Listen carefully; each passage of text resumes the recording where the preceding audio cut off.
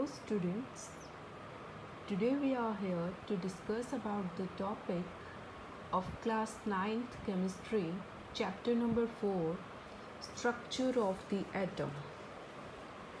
आज हम इस वीडियो में डिस्कस करेंगे क्लास 9th के चैप्टर नंबर 4 केमिस्ट्री के चैप्टर नंबर 4 को, स्ट्रक्चर ऑफ द एटम को. ठीक है, इसमें हम डिस्कस करेंगे इलेक्ट्रॉन्स, प्रोटॉन्स, न्यूट्रॉन्स, कैसे उनकी डिस्कवरी हुई, कैसे उनको निकालते हैं, क्या क्या उनके फार्मूलाज यूज़ करते हैं, हम ये सब डिस्कस करेंगे. क्या क्या उनकी थ्योरीज़ हैं, क्या क्या एक्सपेरिमेंट्स किए गए उनकी डिस्कवरी के लिए. सो पहले थोड़ी सी इंट्रोडक्शन है. जो हमारे साइंटिस्ट थे डाल्टन, अब सुना भी होगा कि डाल्टन एटॉमिक थ्योरी दी थी. ठीक है, अब उन्होंने क्या किया, 1888 में उन्होंने सजेस्ट किया कि एटम जो है वो सबसे छोटा पार्टिकल है मैटर का.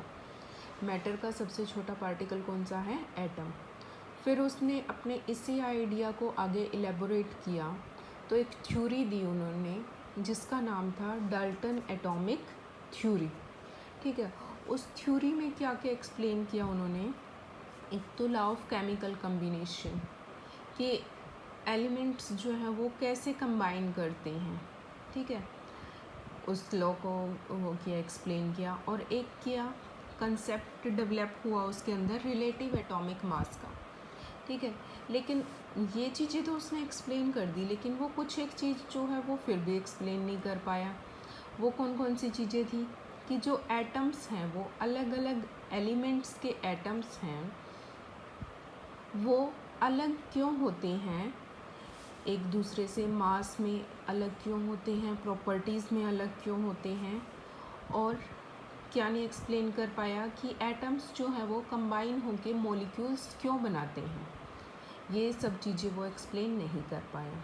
ठीक है, फिर क्या आया, existence of charged particle in the matter, कि मैटर के अंदर चार्ज पार्टिकल एग्जिस्ट करते हैं, मैटर के अंदर चार्ज पार्टिकल होते हैं.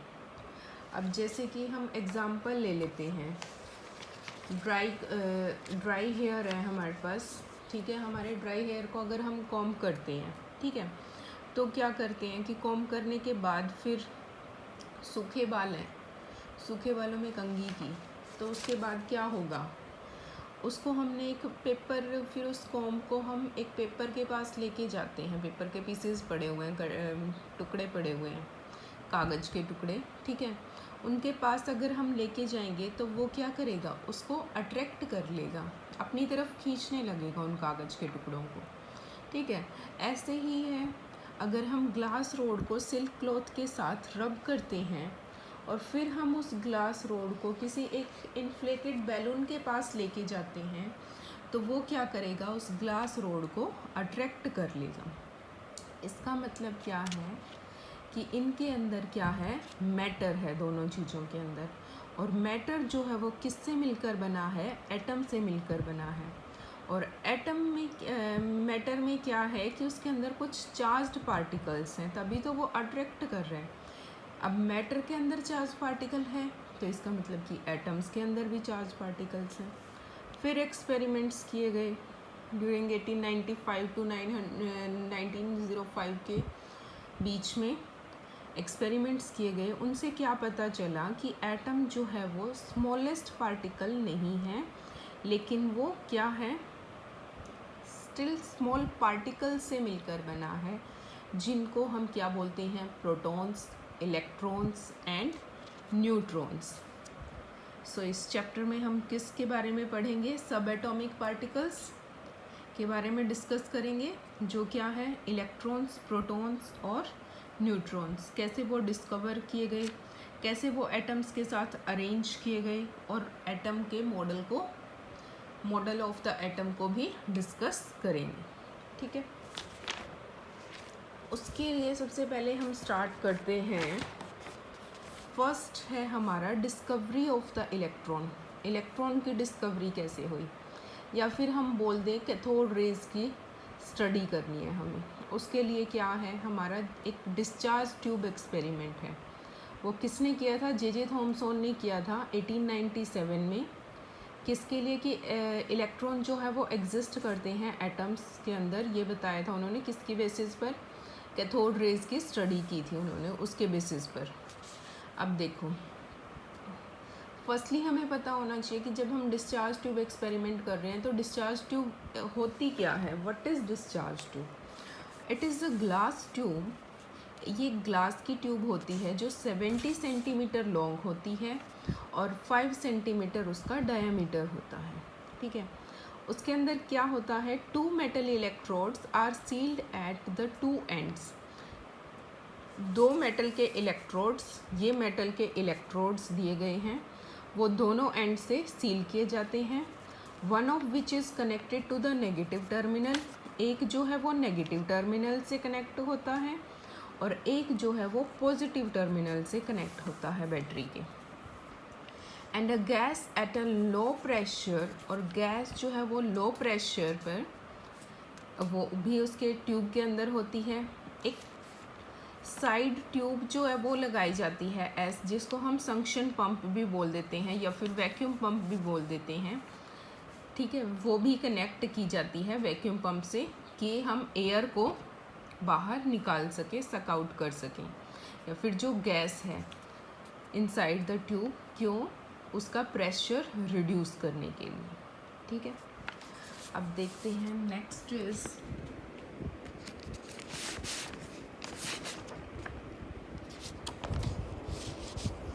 अब इसमें आता है production of cathode raise. Cathode rays की प्रोडक्शन।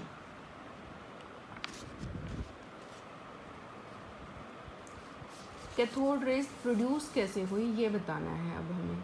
जब हमने हाई वोल्टेज अप्लाई कर दी, ये इंडक्शन सेल लगाया हुआ है वो 10,000 वोल्ट्स का, ठीक है, दोनों इलेक्ट्रोड्स के बीच में लगा दिया, तो हमें क्या क्या रिज़ल्ट मिले। Result at different pressure of the air और गैस इनसाइड द ट्यूब क्या क्या मिले। फर्स्ट मिला कि no flow of current at ordinary pressure. Ordinary pressure के ऊपर जो हमारा नॉर्मल एटमॉस्फेरिक प्रेशर होता है, वोल्टेज तो हमने लगाई हुई 10,000 वोल्ट, तो उसमें हमें क्या है कि करंट फ्लो नहीं करेगा, ये मिला हमें। नेक्स्ट क्या मिला, glow in the entire tube at 1 mm pressure, कि ग्लो होता है, चमक आती है किसके अंदर, ट्यूब के अंदर, पूरी ट्यूब के अंदर जब 1 mm प्रेशर रिड्यूस हो जाता है। तो मतलब कि जो कलर एमिट होता है, कलर दिखता है हमें, वो किसके ऊपर डिपेंड करता है कि हमने गैस कौन सी ली है। वैसे नॉर्मली हमें कैसा कलर मिलेगा, मैग्नेटा रेड कलर का मिलेगा, ठीक है, लेकिन अगर हम जैसे नियॉन गैस यूज़ करेंगे तो हमें कैसा कलर मिलेगा, रेडिश ऑरेंज कलर मिलेगा, ठीक है। थर्ड क्या मिला हमें, क्या ऑब्जर्व किया गया, glow intercepted bye dark bands at lower pressure. जब प्रेशर को रिड्यूस किया गया, प्रेशर लो हो गया, ठीक है, और हाई वोल्टेज अप्लाई हो रही है, तो उसमें क्या मिलेगा, जो ग्लो है वो इंटरसेप्टेड होगा डार्क बैंड्स की फॉर्म में at the right angle to the axis of the tube, axis of the tube के राइट एंगल पर, ठीक है। Production of cathode rays at 0.001 mm pressure. Cathode rays हमें कहाँ मिलेगी, जब प्रेशर जो है वो कहाँ तक पहुँच जाएगा, 0.001 मिलीमीटर प्रेशर, ठीक है। अब डिस्चार्ज ट्यूब तो जब 0.001 मिलीमीटर प्रेशर होगा तो डिस्चार्ज ट्यूब जो है वो कम्प्लीटली डिसअपियर हो जाएगी, ठीक है। तो इसका मतलब कि कोई भी लाइट एमिट नहीं करेगी, एयर लाइट को बाहर नहीं निकालेगी, ट्यूब जो है वो कम्प्लीटली डार्क दिखाई देने लग जाएगी, ठीक है। अब ट्यूब, ये देखो, ये यहाँ से ये जो डार्क दिखाई दे रही है, तो क्या होगा,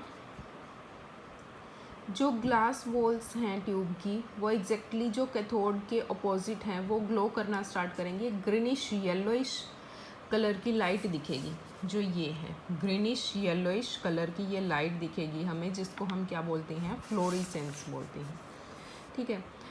उसके बाद अब क्या ऑब्जर्व किया गया, it shows that some invisible rays are coming from the cathode and travel in a straight line and strike glass wall opposite to the cathode.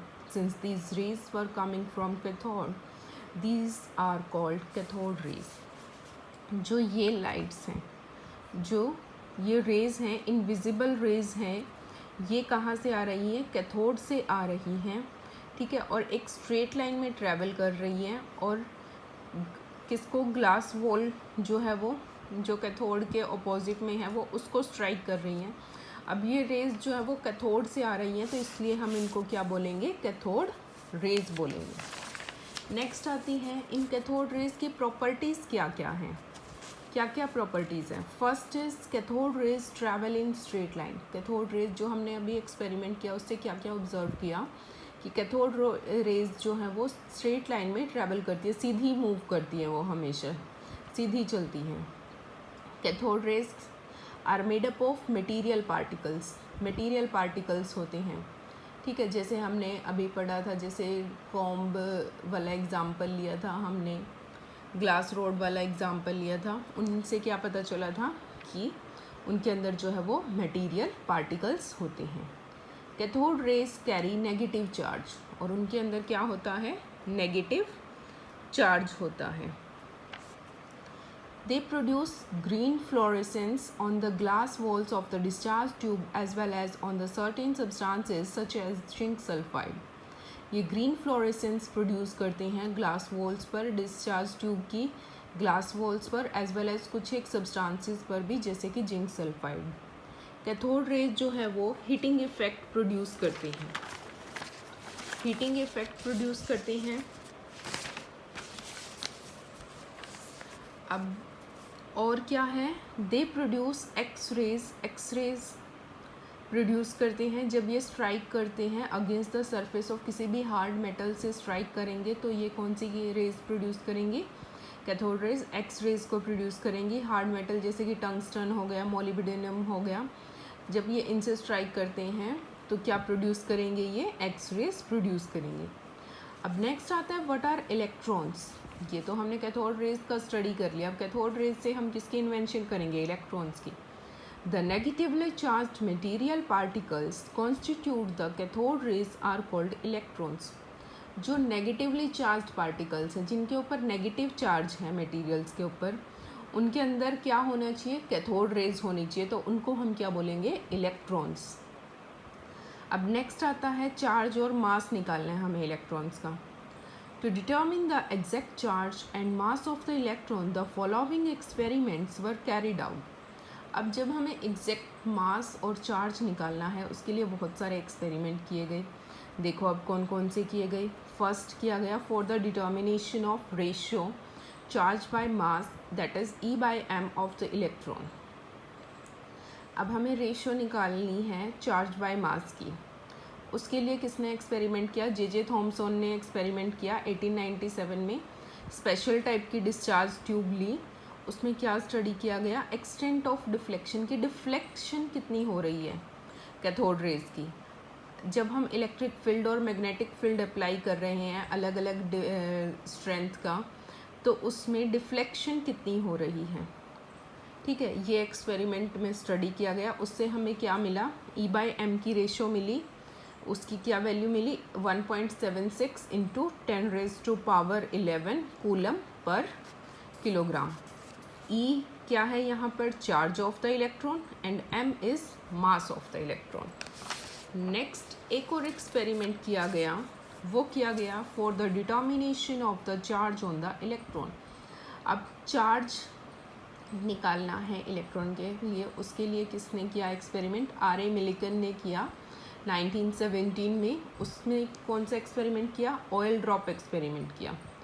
इस ऑयल ड्रॉप एक्सपेरिमेंट के अंदर क्या किया गया? जो ड्रॉपलेट्स थी, ऑयल ड्रॉपलेट्स थी, उनको हमने चार्ज कर दिया। पहले उन्होंने चार्ज किया उसको कैप्चर ऑफ इलेक्ट्रॉन से, इलेक्ट्रॉन के कैप्चर से, ठीक है। फिर चार्ज जो है वो कैसे पाया गया, कैसे उसको नोट किया गया? नोटिंग द स्पीड, स्पीड को नोट किया गया एट विच दे मूव्ड, कि जिस स्पीड से वो मूव कर रही थी दोनों प्लेट्स के बीच में, on off an electric field of a particular strength, एक पर्टिकुलर स्ट्रेंथ पर, ठीक है। तो उससे क्या पाया गया कि चार्ज जो है वो इलेक्ट्रॉन के ऊपर क्या होगा? 1.60 इंटू 10⁻⁻19 कूलम, ठीक है। जो ये E की वैल्यू है, ये जो है वो स्मॉलेस्ट क्वांटिटी है चार्ज की जो हमने मेज़र की है, इसलिए हम इसको क्या बोलते हैं, 1 यूनिट चार्ज भी बोल सकते हैं, 1 यूनिट नेगेटिव चार्ज भी बोल सकते हैं और 1 यूनिट चार्ज भी बोलते हैं। अब मास ऑफ द इलेक्ट्रॉन कैसे निकालें, अब हम मास क्या होएगा, E डिवाइड बाय E मतलब charge divide by charge by mass ratio, ठीक है। अब देखो, क्योंकि E से E कैंसिल हो जाएगा, मास ऊपर आ जाएगा तो मास की वैल्यू निकल जाएगी। अब E की वैल्यू थी 1.60 into 10⁻⁻19 coulomb. E by M की थी जो हमने पिछले एक्सपेरिमेंट में निकाली थी 1.76 into 10⁻11 coulomb per kilogram. Coulomb से कूलम कैंसिल दोनों साइड से, ये यहाँ से लिया 1.60 डिवाइड बाई 1.76 इंटू 10⁻, पावर्स 10 की पावर है, डिवाइड में है तो क्या हो जाएंगी, powers will be subtracted, 10⁻⁻19 minus 11 kilogram बच गया क्योंकि कूलम कैंसिल हो गया। अब इसको सॉल्व किया, इसको डिवाइड किया तो आया 0.909, आगे भी आएगा, मल्टीप्लाई 10⁻, इनको ऐड कर दिया, साइन नेगेटिव रहेगा, -30 किलोग्राम। अब 0.9 है तो इसको हमने राउंड ऑफ किया, राउंड ऑफ करने के बाद हमारा आ गया 9.1 इंटू 10⁻31 kg। अब इससे हमारे इलेक्ट्रॉन की एक और डेफिनेशन आई, वो क्या आई, an electron can be defined as that subatomic और फंडामेंटल पार्टिकल। इलेक्ट्रॉन को हम कैसे डिफाइन करेंगे, ये एक सब एटॉमिक पार्टिकल है, एटम का एक छोटा पार्टिकल है जिसके अंदर क्या होता है, which carry 1 unit negative charge, जिसके अंदर 1 यूनिट नेगेटिव चार्ज होता है, एंड हैज़ अ मास, और मास कितना होता है, nearly 1/1848 of that of atom of hydrogen, hydrogen atom का 1/1848 मास होता है और यूनिट 1 यूनिट नेगेटिव चार्ज हो तो उसको हम क्या बोलेंगे, इलेक्ट्रॉन। ये सब आज हमने इस वीडियो में डिस्कस किया, इसमें किया कि इलेक्ट्रॉन की डिस्कवरी कैसे हुई। नेक्स्ट हम प्रोटॉन को डिस्कवर करेंगे, फिर उसके बाद न्यूट्रॉन को करेंगे, ये सब हम स्टडी करेंगे नेक्स्ट वीडियोस में, ठीक है। ये था इलेक्ट्रॉन्स के बारे में, and thank you so much. और अगर आपको मेरी वीडियो अच्छी लगे तो प्लीज़ उसे लाइक, शेयर और मेरे चैनल को सब्सक्राइब कीजिए। Again thank you so much.